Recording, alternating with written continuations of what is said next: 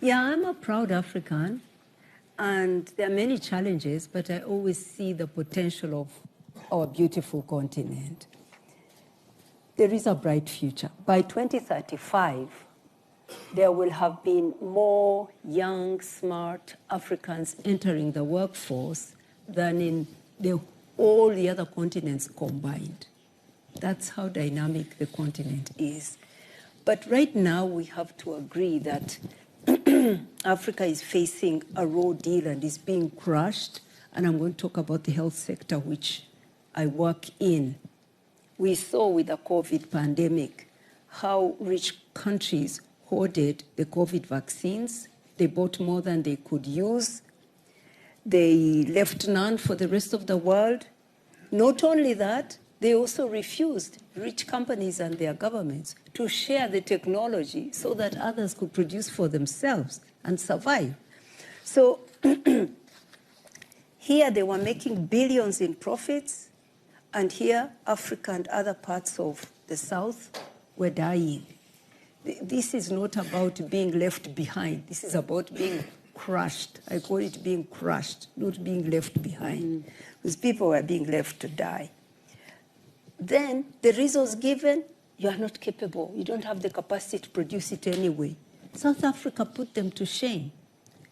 A company in South Africa, within 1 year, also made the same vaccine, just like Moderna. But Moderna would still not share its technology so that they move it to production, to commercial production. So some of the challenges the continent faces come from the structural barriers within the global system, the trade rules that allow people to hoard a life-saving medicine and not share the technology so that others make for themselves.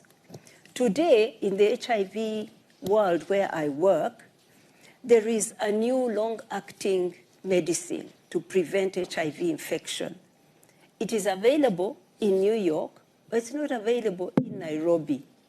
Why? Because the company which has it, Viv, will not allow others to produce it. So we are pushing and saying, you have the treatment, we have the preventive, share it with more countries.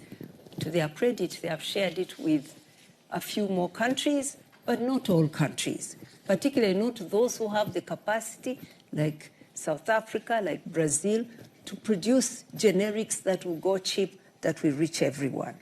So Africa must become self-reliant. But to do that, it must also work on its own issues, like build the market where products can be sold and then that are at a competitive price with other regions. That is our business of integrating our market. It's happening, but needs to happen faster. But also, global rules must change so that we can have the space to innovate and to build our own medicines and vaccines. South Africa has a hub, I must end on that one, has a hub for mRNA technology, that technology that was used to save lives in COVID. This hub has spokes all over the South, in Asia, in Latin America, in the Middle East, sharing technology. It's really the first model of developing technology that is shared across regions. It needs support, political support, technical support, financial support, so that it succeeds before the next pandemic. These are the things that will save us. And I'm optimistic because Africa is doing what's right to build its market, to share. And then also, we need a global movement to change global rules, make them work for all of us.